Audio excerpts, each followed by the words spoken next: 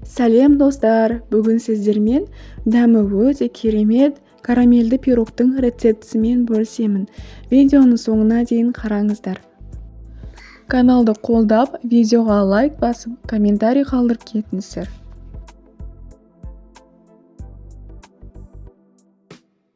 Бізге бөлме температурасындағы сары май қажет болады. Оған қант салып, шанышқымен немесе венчиктің көмегімен езіп аламыз.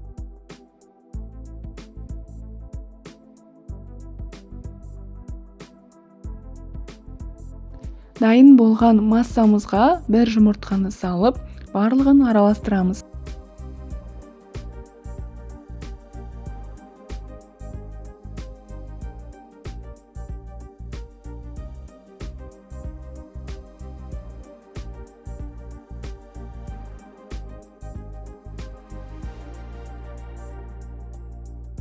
Енді електен өткізіп алған ұнымызға қопсытқышты салып, барлығын араластырып аламыз.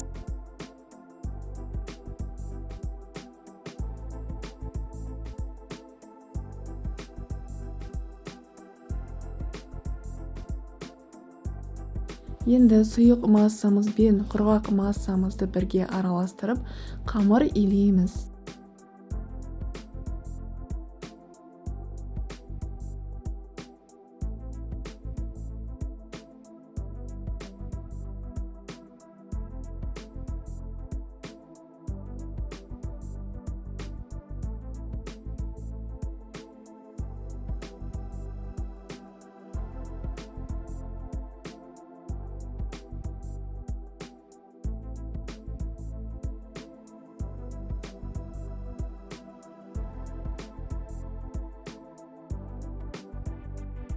Ал енді дайын болған қамырымызды біреуін үлкен, біреуін кіші екі бөлікке бөлеміз.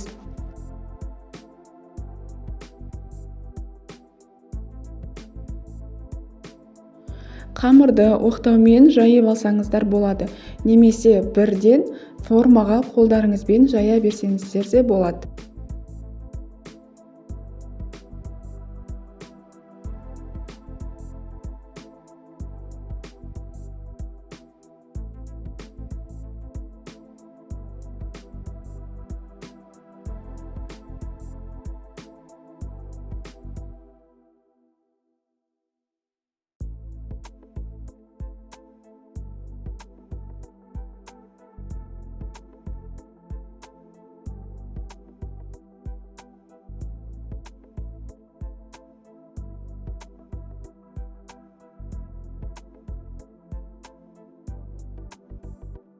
Мен бортикеді жасау үшін осылай алдымен оқтаумен жайып алып, содан кейін формаға саламын. Қолдарыңызбен видеодағыдай етіп тегістейсіздер.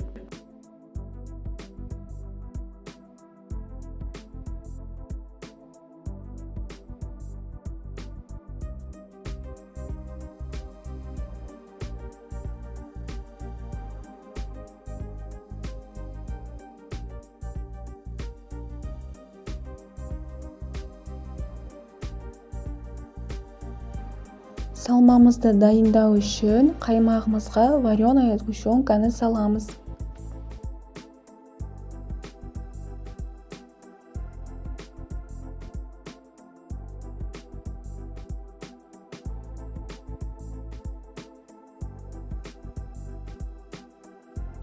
Оған 3 жұмыртқамызды саламыз. Барлығын бір келкі масса болғанша араластырамыз.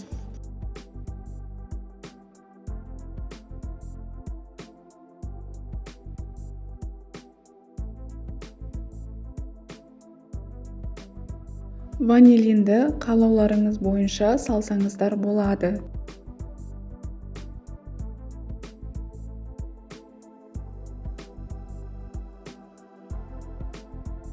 Формамыздағы қамырды шанышқымен осылай өткізіп аламыз.